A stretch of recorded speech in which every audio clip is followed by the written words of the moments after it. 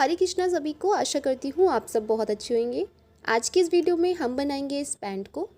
यहाँ पर इस पैंट को बनाने के लिए हमने लिया है यहाँ पर 2 मीटर का कॉटन का फैब्रिक।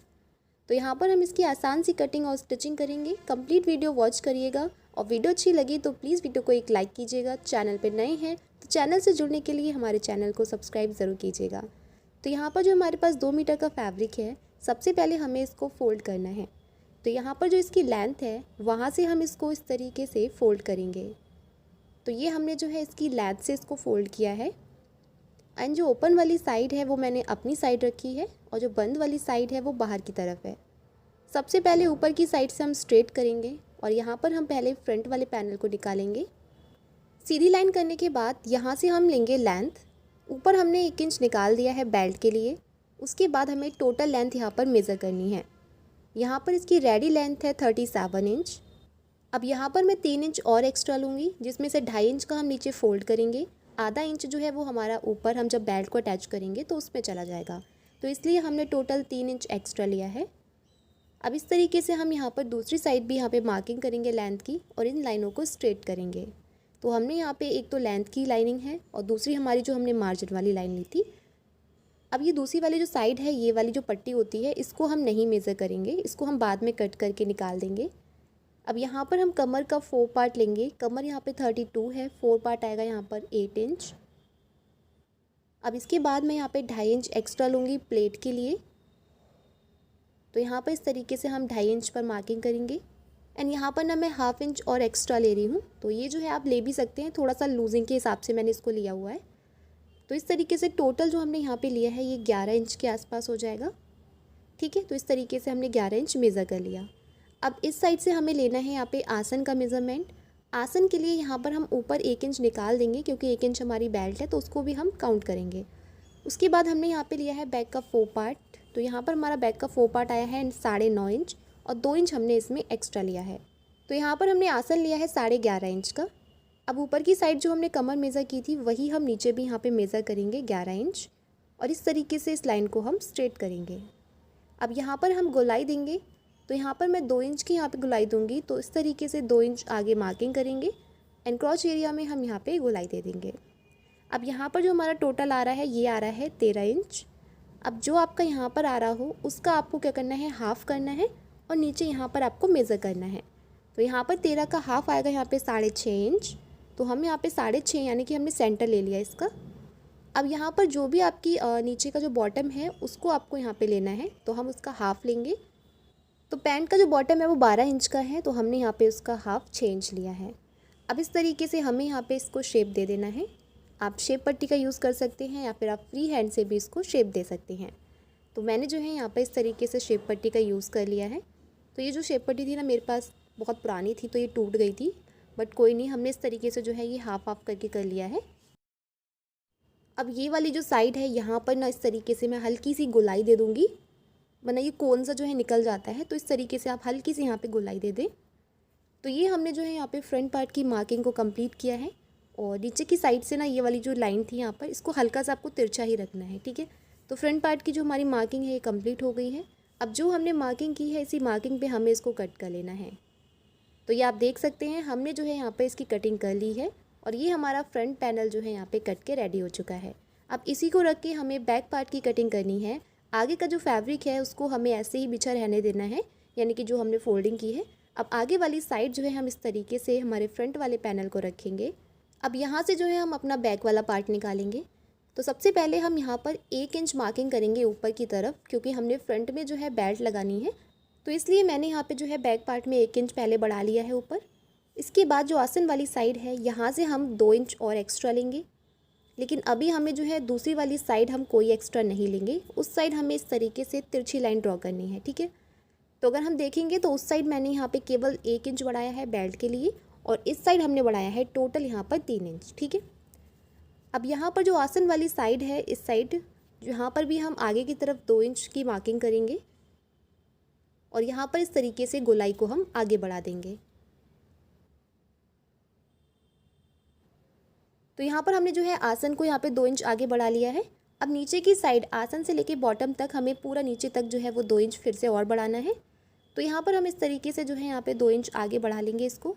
आप चाहें तो दोबारा से शेप पट्टी जो है यहाँ पे यूज़ कर सकते हैं। एंड मेरी वाली जो साइड है वहाँ से हमें कोई भी मार्किंग को बढ़ाना नहीं है, केवल हमें इस वाली साइड से ही मार्किंग को बढ़ाना था।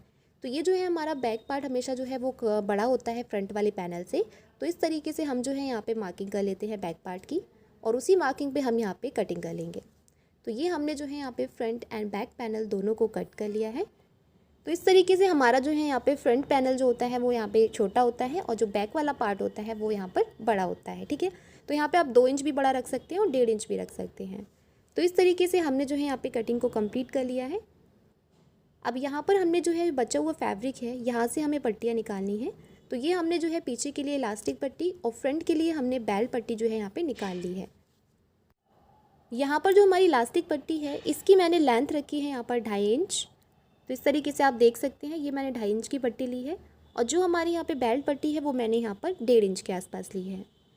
तो ये हमारी जो कटिंग है वो कंप्लीट होती है। अब इसकी हम स्टिचिंग करेंगे।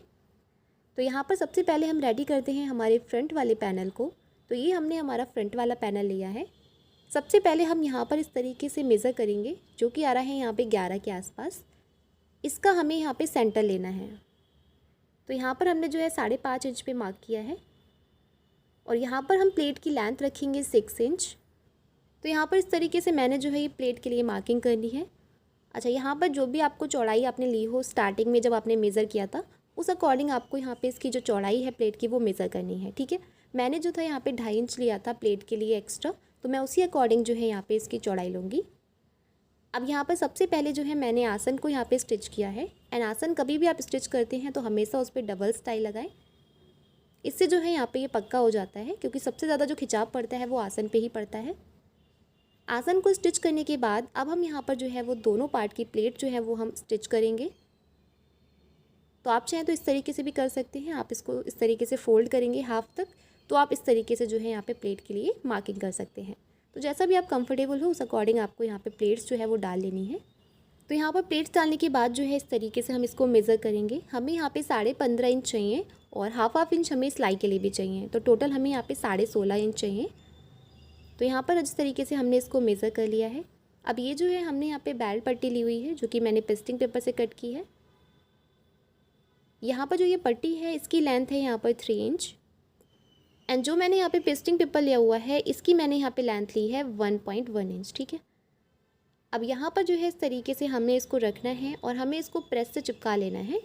तो ये जो है पहले मैं इसको चेक कर रही हूँ, आप देख सकते हैं इस तरीके से केवल हाफ इंच हमारा सिलाई में चला जाएगा, और रेडी हमारा यहाँ पे ये 1.1 के आसपास आ जाएगा। तो इस तरीके से हमें जो है यहाँ पे इसको पट्टी को रख के से प्रेस से चिपका लेना है अच्छे से।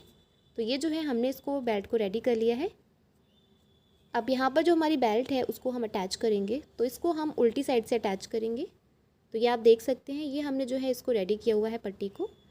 अब इसमें जो है यहाँ पर पीछे वाली साइड से हम इसको अटैच करेंगे। तो यहाँ पर जो हमने हाफ इंच एक्स्ट्रा लिया है वही हम सिलाई में दबाते हुए जाएंगे इस तरीके से, और पूरा इसको यहाँ पर हम अटैच करेंगे।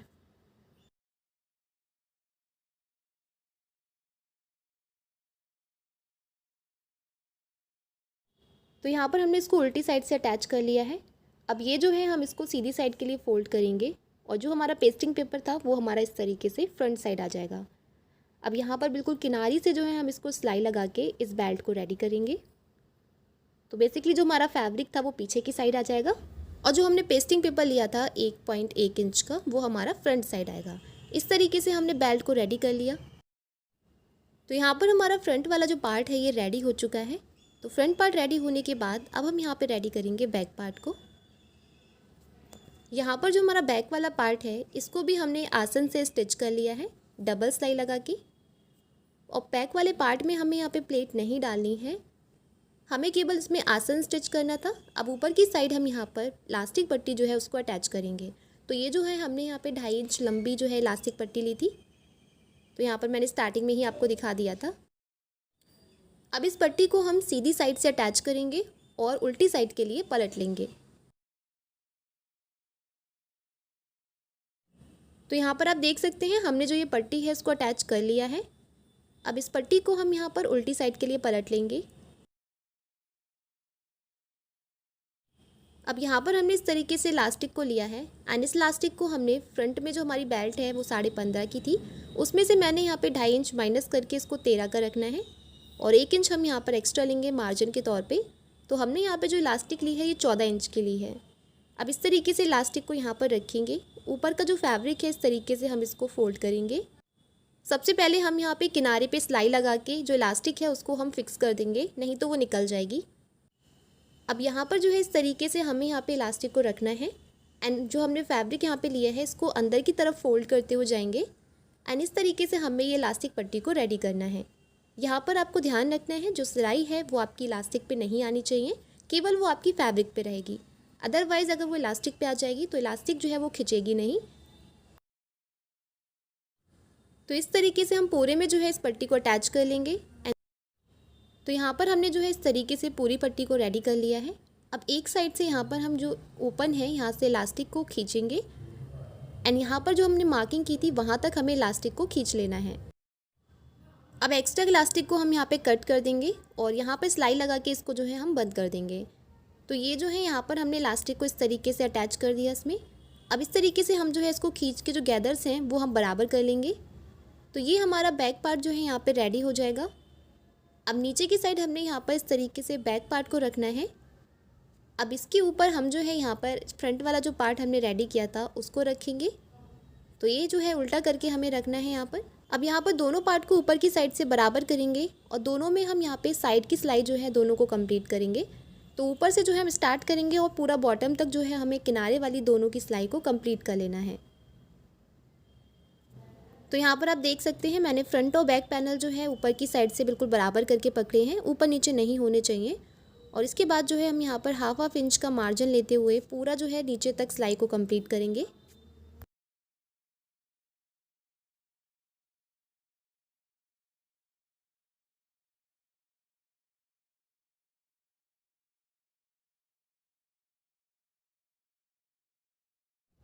तो ये आप देख सकते हैं हमने जो है यहाँ पे एक साइड की जो सिलाई है उसको पूरा बॉटम तक कंप्लीट कर लिया है। ऐसे ही हमें दूसरी वाली साइड की जो सिलाई है उसको भी हमें पूरा बॉटम तक कंप्लीट करना है।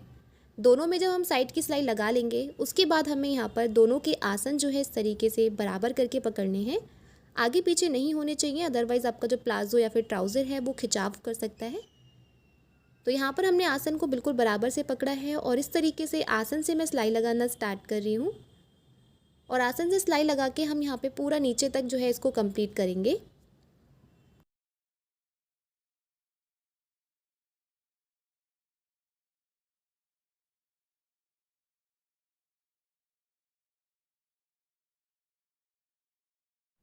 तो ये जो है हमने एक साइड जो है पूरा कंप्लीट किया है। ऐसे ही हम जो है दूसरी वाली साइड भी आसन से लेके नीचे तक कंप्लीट करेंगे।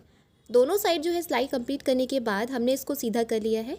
तो ये है हमारे इस पैंट का final look. I hope guys आपको ये कटिंग और स्टिचिंग समझ आ गई होगी। वीडियो अगर थोड़ी सी भी अच्छी लगी हो तो लाइक कर दीजिएगा। चैनल पर नए आए हैं तो हमारे चैनल को सब्सक्राइब कीजिएगा। तो मिलते हैं आपसे नेक्स्ट